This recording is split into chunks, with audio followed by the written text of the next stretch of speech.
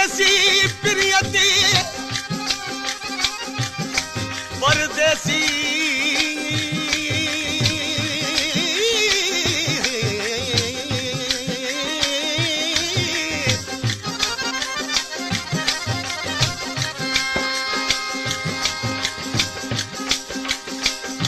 परदेसी प्रियति मूर न रखजे मयार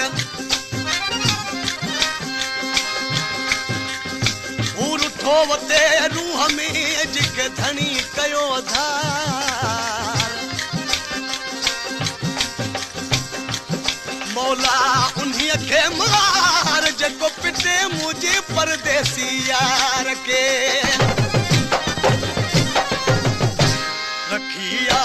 री हसीनन सान बाणन में मज़ो आए रखिया री हसीनन सान बाणन में मज़ो आए बुझूंगा यूं अजीबन सा बुझूंगा यूं अजीबन सा कल्हायन में मज़ो आए रखिया री हसीनन सान बाणन में मज़ो आए रखिया री हसीनन सान बाणन में मज़ो आए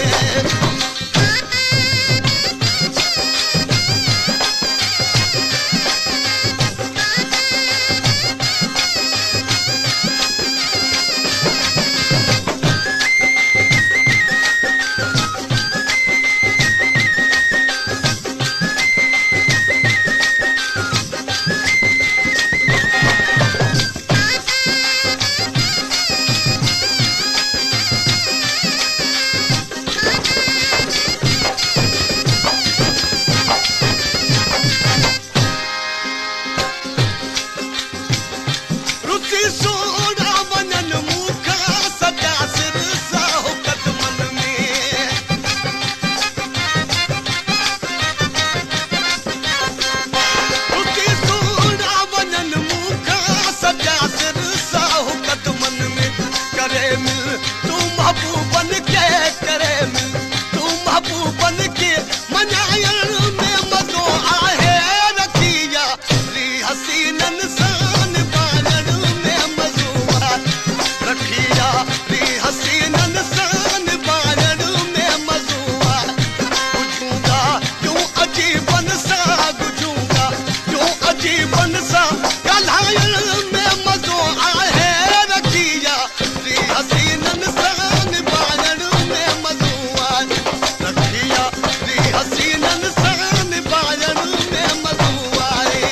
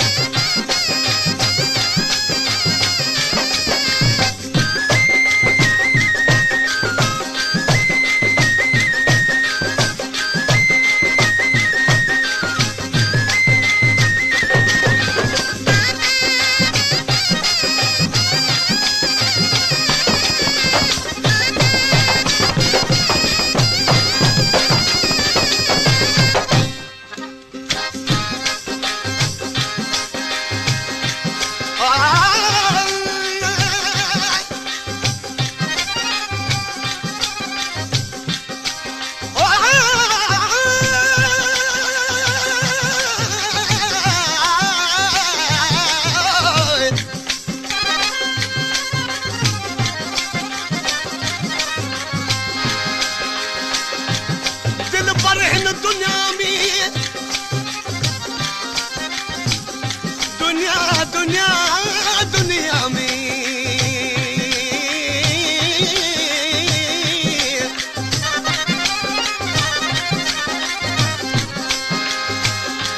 दिल पर हिन दुनिया में अल्लाह मु हसीन ॾिठा पदम वो पर जोड़ न जानी भाया तुझे सान कदम अब्दल सी हमदम हैरान था हजारे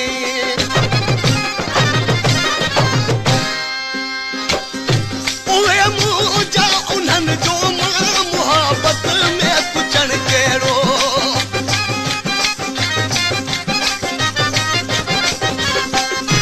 उहे मुझा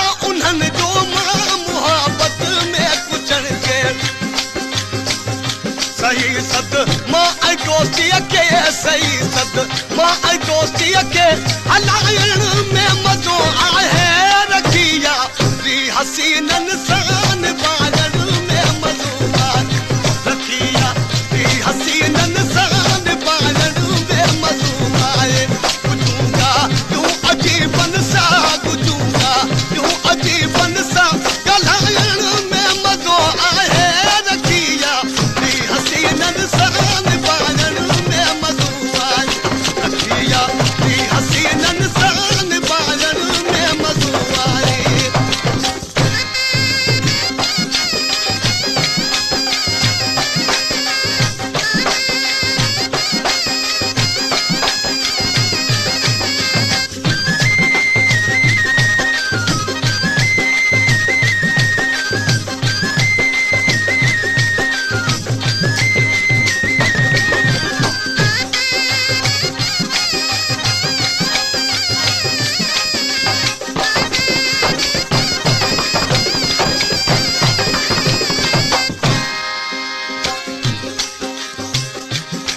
उस्ताद खेदारी कन था वार के करी